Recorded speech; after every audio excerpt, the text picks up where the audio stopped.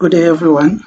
Welcome to this first lesson regarding understanding of financial markets and investments. This lesson is the first one in a series of lessons that we'll be doing. So this is going to set the mindset that you must aim to build as you get more knowledge regarding financial markets. So we are going down to the very basics, so that if we can fix your mindset about money and the money that you receive, then we believe that your life can be able to transform effectively without much hurdles. So, yes, here we go.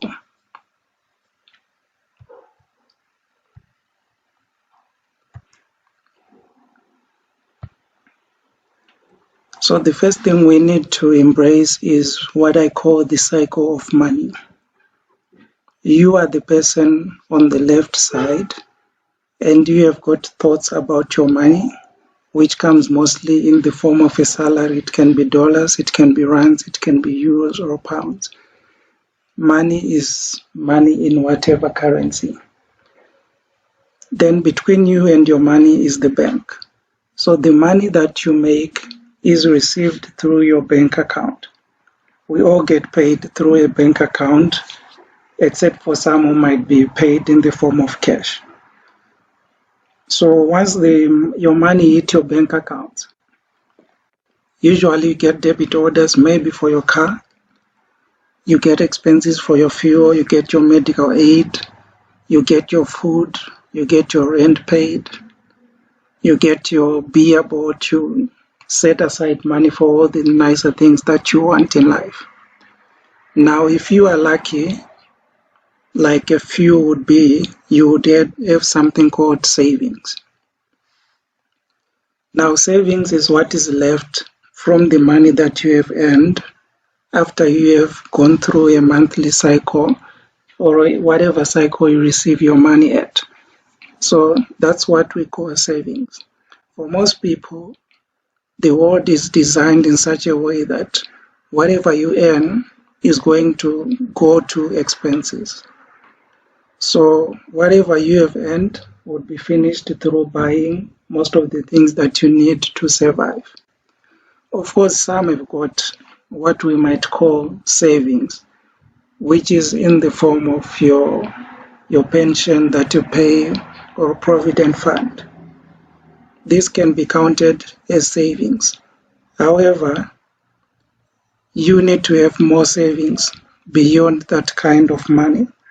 You need to have something that you are able to monitor and use or manipulate on an ongoing basis.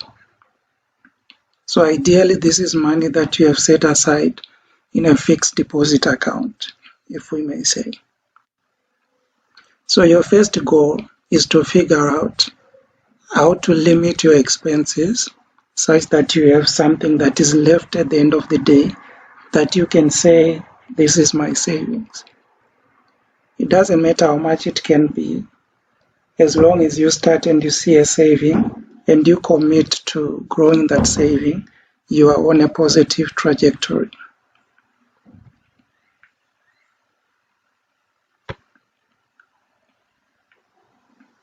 So here we're breaking down savings further to say what constitutes your savings. So you can have a fixed deposit account, you can have your provident fund, your insurance policy, your medical aid, or a stokvel money. This money usually ends up in your bank account. Your bank will probably give you a guarantee of a certain interest that you will be paid on a monthly or a yearly basis. The average currently in the South African context is 7%. That's what you get for 1 year of setting aside your money into a fixed deposit account. In other countries, I'm not very sure, but you need to find out how much you are paid for putting your money into a savings. And whatever you get, you need to adjust it for inflation, because inflation will mean your money has lost value while you are waiting to be paid interest. In South Africa, that inflation is close to about 4%. So at the end of the day, the 7% you get less the inflation, you are left with about 3% growth in your money.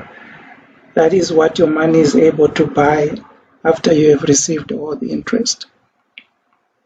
Now, for most people, your understanding of money ends on the bank or your medical aid or your insurance company. What happens after the bank receives your money? What do they do with it for them to be able to guarantee you the 7% payout at the end of the year?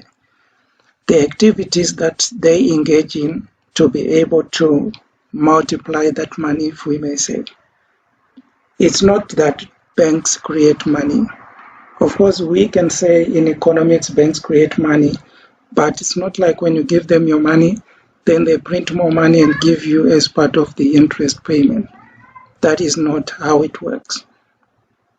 So on the other side is the obscure market of what I would term the world market. This is now the place where many things happen with money.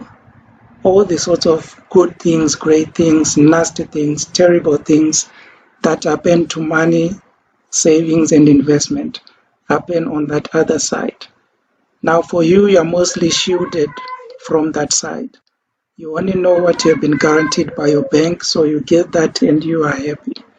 However, if you want to transform your life in a great way, you need to have an understanding of what goes on the other side. What happens when you pay your pension policy, for example, or when you put money with Old Mutual or Sanlam? What happens on the other side? You need to be someone who has got a grasp of those things. That way you can be able to get the right product from those people, or you can be able to get the right amount of cost being charged for your money by these same companies. If you are ignorant, they would want it that way. You are the best customer for anyone out there who receives money on your behalf, because you take whatever they give you as the gospel truth. However, this is not how it's supposed to be, as we will see in the next lesson that we will continue with.